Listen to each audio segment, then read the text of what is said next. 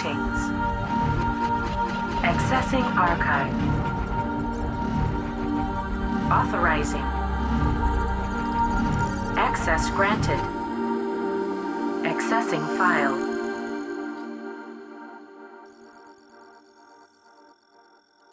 I would say there have been 5 completely transformative, pivotal psychedelic experiences that I've had. That one would have been maybe number 2. Okay. That one was probably the hardest hitting as far as like you might not return from this, like you might descend into schizophrenia and you're going to be mad the rest of your life, right? I would say the brush with crisis, it wasn't a brush, it was a long fucking scrape with crisis. That one was definitely that archetype. Yeah, is it kind of a traumatic experience? I don't want you to have to talk about it if it's... Oh no, I don't mind talking about it at all. Like it was... Was it 5 grams? 5 grams of shrooms? Yeah, it was or heroic dose. I was 19 years old. I took it in the afternoon, which was a mistake. I learned later, like the Mayans believed that if you take mushrooms during the day that you'll go blind. And that's not like, I realized after the fact, that isn't necessarily your eyes going blind. It's that you go blind, right? Like your mind. You see wrongly. Sure. What I was attempting to do was to build on the McKenna's experiment at La Chorrera, right? Like very familiar with it. Yeah, so they were all about like releasing the soul into hyperspace through this particular ritual that they were performing. And so I wanted to take the heroic dose and then like launch off from where they were. I'm going to take it as a real thing, right? Yeah. So the it all started very well and good, right? Like gorgeous, and I believed that I had reached the paradise of Elysian and all this stuff, right? Like very interesting. So I was at my dad's house at the time, and my grandma was living downstairs in a room that had been built on the back of the house, and the cat had recently been attacked by one of these 3 American bulldogs that we had living at the house. So the cat was in a cage, all bandaged up downstairs. I was upstairs, and Ethel was the daughter, the youngest dog. She was the daughter of the 2 alphas, in the house. And I mean, these are like 140-pound, bulldogs, right? So both the male and the female loved them. Beautiful relationship. Ethel never wanted anything to do with me for some reason. And so I had taken these mushrooms, and I was downstairs and, walking around, they're coming on, and I walked up the stairs, and normally when I would walk up the stairs, Ethel would be laying at the top, and she would get up and run into the bedroom, and she just stayed there. And I sat down, and I was able to pet her, and I could see this this beauty in this creature that I had never seen before. I thought she was just a skitsy little shit, right? And she just stayed there and let me pet her, and we had this moment, and I was like on the fast track to paradise, right? Like I knew that I had merged the worlds. I mean, this is 5 grams. Like there are people who take fucking 30 grams. I just don't understand it. Me either.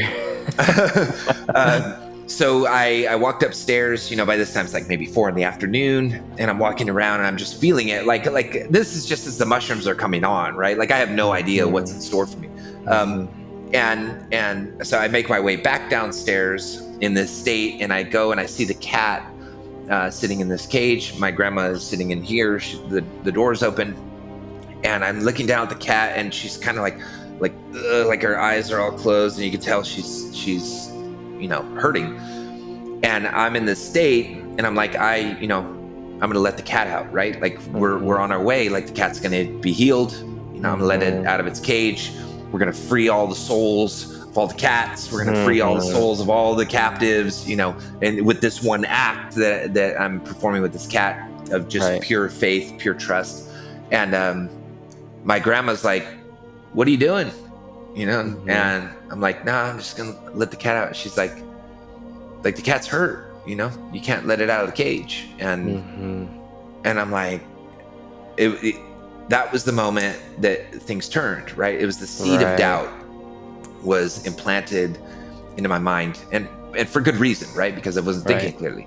But the seed of doubt hit, and like looked outside. It's a beautiful sunny afternoon, and you know when you see the environment shift, like the atmosphere shifts. Maybe it's like a cloud or some mist or something, you know, passes in between the sun, like everything just like and got kind of dull outside, and then that enhanced that feeling, that doubt, right? And then I started to become a little bit overwhelmed, and I walked outside and I walked around, and I'm like, oh man, I'm gonna jump out of my skin, you know, and trying to walk it off, and I'm like, I gotta go back upstairs. You know, I got to go in this room. Like, I can't be like this, you know, if somebody comes home or whatever, like, I just got to go. And so I walked back in the house, and, you know, my feet are starting to get really heavy. Walk up to the top of the stairs. As I'm walking this time, the dog takes off. Right. And so like, it was all these things that the environment was communicating to me. That's like, this is going to get bad, you know? Sure. And so I walked up to my room. Like, you walk in and the window is on this wall. My bed was just below the window. So like the light from the afternoon was coming in, you know, onto my bed. And it was really disconcerting. I noticed like how dingy everything was, just like, And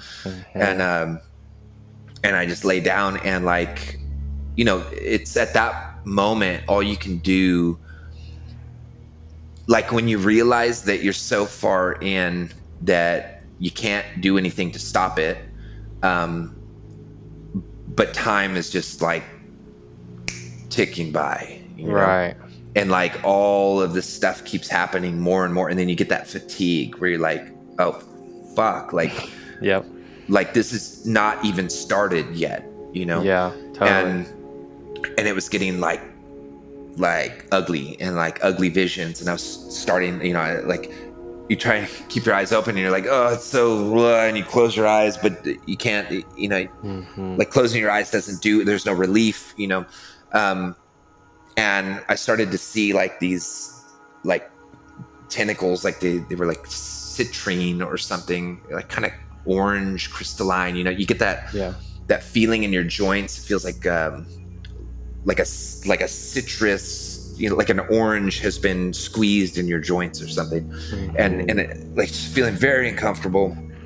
And like I don't know exactly how things got from one state to the next at this point, but like I remembered looking down at my pants at some point, you know, and I could see every single fiber in my jeans, and then there were just these rows of like golden Mayan glyphs, like coming out of the fiber, the fabric, like the little twists in my jeans, the weave in my jeans, every single little, you know, hole.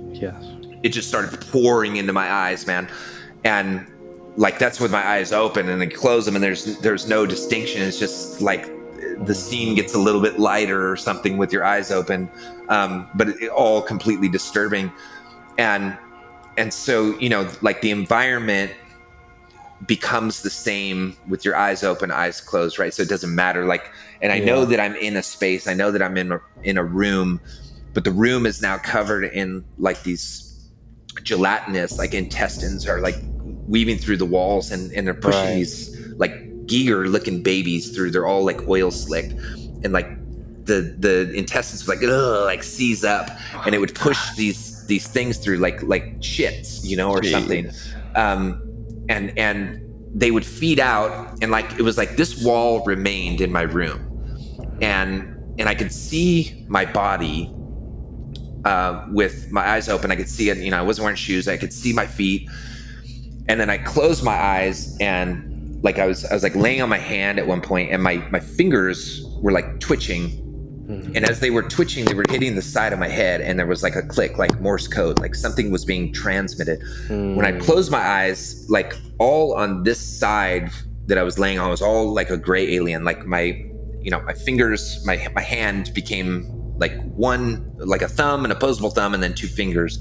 And these fingers were like tapping this message into my head. Yeah. And then I over time you understand what the environment is actually doing, what it looks like. So these intestines that are pushing these things through they come back and they attach to like my brainstem, right?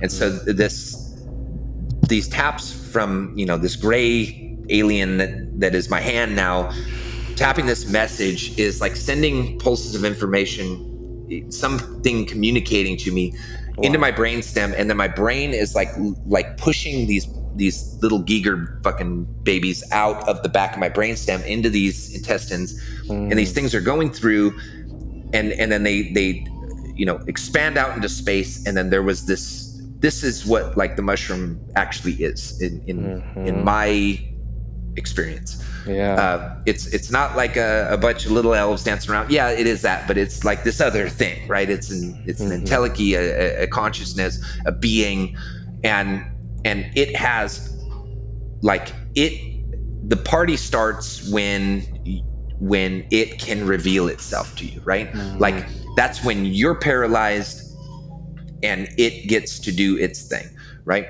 And so I realized that all these things, these babies that were being pushed out, were like little bits of myself, and they were going into these tentacles that attached into the back of this enormous head. Like, I don't know, it wasn't like a human face, it was like a beast. It wasn't even a face, really. It was like kind of gray alien, looked like me, in this gray alien state. Very, very beastly, very serpent-like. It spoke and it hissed when it spoke. And it had it was like dreadlocks or something coming out of the back, but they were all, like kind of like Avatar, like they were part of its, organic makeup. It wasn't just hair. Right. And these tentacles, are what came into the wall, and they came around and attached to me. And so it was like I was like an expansion of this thing. And so it was talking to me, and I don't know how big it was, because like the room just became the cosmos, and it seemed enormous, right? Like not like 100 yards enormous, like I don't know. I don't even know. It was just fucking enormous, bigger than planets, just huge. And so it was like telling me like we're gonna explode your sun, and I could see the our star like boom. Wow. And then it started like into the whole like God thing, like and this is where I realized that like the mushrooms play on who you are, right, and your faults, right? And they're not necessarily intent on enlightening you, but they give off this like odor, this pheromone or something, this psychic pheromone that kind of dissolves your ideas while revealing a new idea, replacing your conception of who you are with its conception of what you are, and then pastes it over with this oneness thing, right? Yeah. And so it was speaking to me as though we were the same thing. Like it would refer to me and it as us. We are doing this. We are now here. We are going here. And that part of it is so disturbing. And so disturbing. Yeah. And so it launched into this whole thing, and it's like, open your eyes, and I open my eyes and I look at my feet, and I'm like relatively like lanky, and I felt very, very tall. And it's like, it launches into the like play on the ego, right? Like you're the one, right? Like you're the son of God, right? Like you're the thing, it's all about you. And the reason that you're here in the world is because eternity is agony. And the only friend that you have is chaos, because chaos, though it is you, is the part of you that you don't control. And so it can be perceived as something other than you, right? And so your Satan is your best friend, essentially. And I am Satan, right? Like that was the thing. Like I am your Satan, and I am manifest through this particular character who's in your life at the time, who is like a mentor of mine. Like I am this thing, and I am manifest here, and I knew you before you had this experience through this person. And that's why you were brought in contact with this person. And now the enlightenment starts, and you as Jesus are at the mercy of your chaos, which is your only friend, and your eternity is without heaven. There is no heaven. It is simply agony, cold loneliness, agony. Every single person you see around you is yourself, and you will never escape that. You can step into the world and hide yourself in all of the people, and you will return to the state where you realize that all of these people are you, and you will return to your agony. And that is what the death on the cross is. For God so loved the world that he gave his only begotten son. Well, God is simply a figment of your imagination. You are the Son and the Father and everybody around you.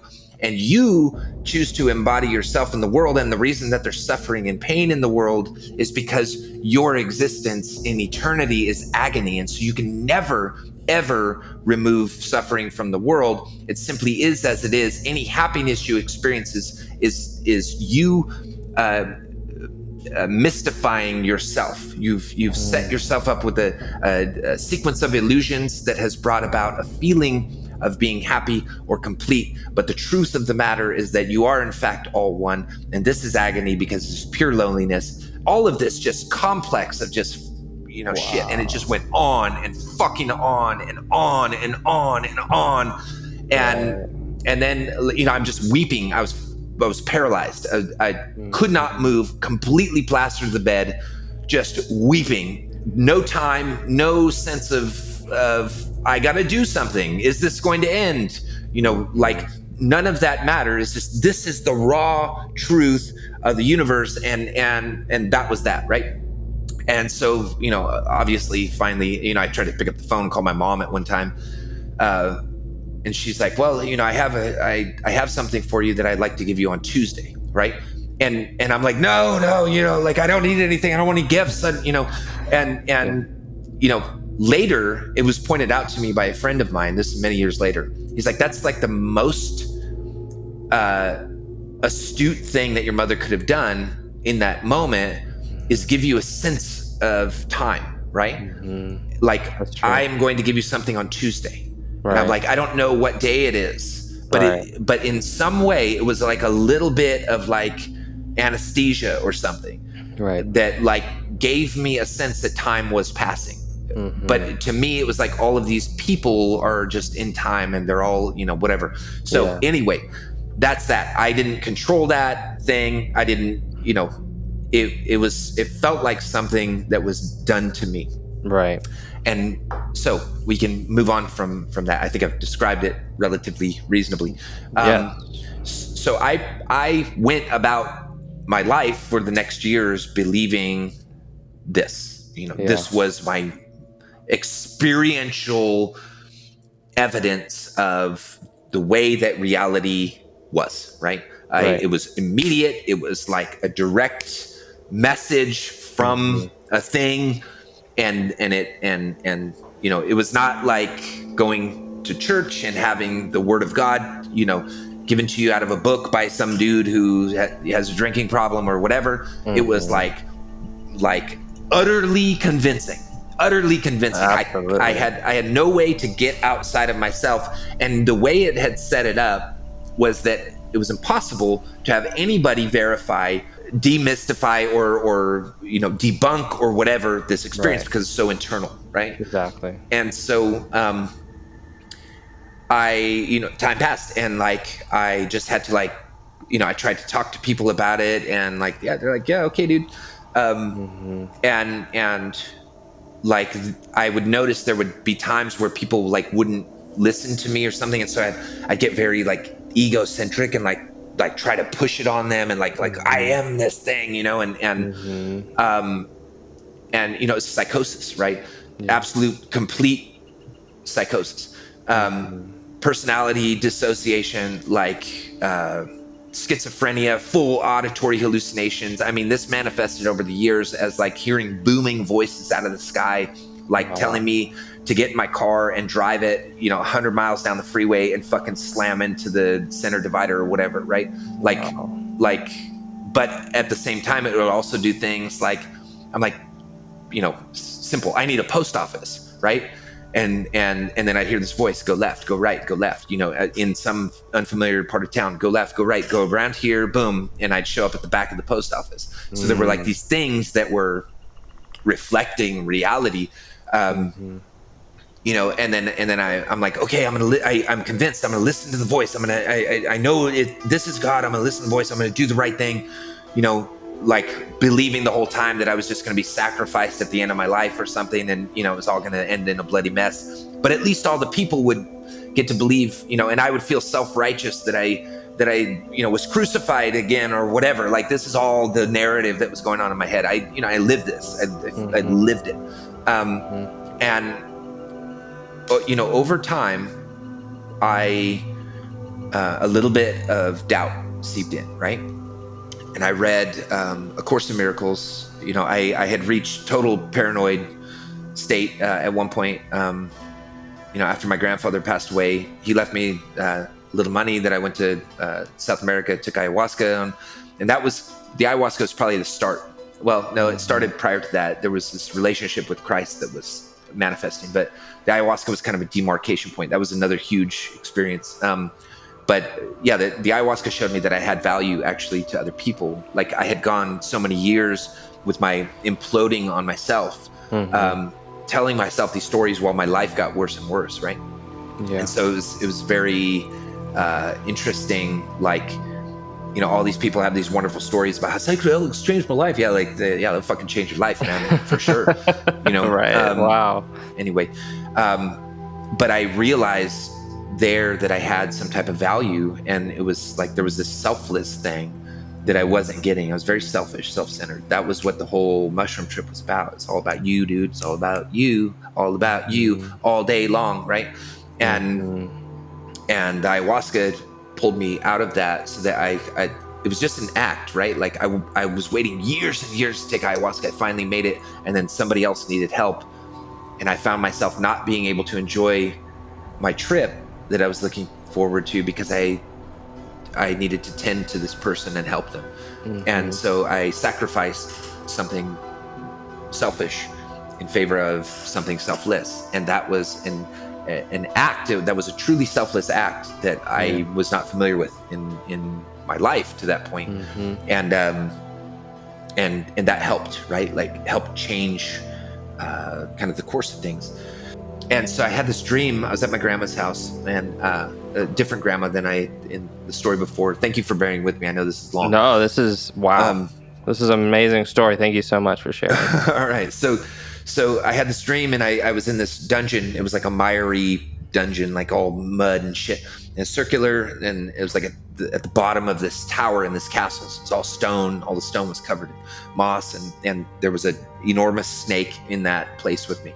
And it was totally lucid, and then I heard this voice. What I found out later in the Bible is called the quiet voice, right? Like, that's the voice of the spirit, right? And so it's no sound, not audible at all, but impression, and it's clearly, distinctly words that it was speaking. And it just asked me if I was done. Like, are you done? Right? Yeah. And I knew what it meant. Like, just like went to my heart, man. Like, are you done? And I knew what it meant. And I was like, oh my God, dude, like, I've been doing this to myself. Like, this is all me inflicting pain on myself. And I'm like, yeah, I'm fucking done. I'm done. Yeah. And it was like, authentically, like, I'm done. I cannot take any more of this. Like, it's too much, and it's like, okay. And there was just this impression of, like, I knew what I needed to do, which was like, I needed to step down off of this throne. I had allowed myself, well, first I had put myself up here, just self-centered childishness, egotistical, I had set myself up on this throne. I couldn't be created because I am the most important thing in the universe, right? And then the mushrooms took that and put it on steroids, right? Mm-hmm. And I was living that thing out, and I was totally denying the fact that my life was getting worse and worse and worse the more I adhered to I was the God thing. Yeah. And that was what it meant by, are you done? I mean, like, are you ready to step down off of this thing? You've been allowed to sit up here and it hasn't gone very well, man. Right. And I knew that that's what it meant. And I said, yes, I'm done. And like the wall opened up behind me. I stepped in, and it was like an elevator that went up and then brought me back into consciousness. And what I know is that my happiness comes from the state of being secondary to a creator, and aligning myself as frequently as I can with that results in wholeness and beauty. God exists first, and your experience is generated because of something that created you, and that is the key to my health personally. That's the whole resolution of all of the psychedelic trips that I've had in my life, is that I'm allowed to be as whole and as fulfilled and as beautiful as my life is intended to be. And I want the same for you, And that is the whole of the mission as far as I'm concerned. Wow. What a ride.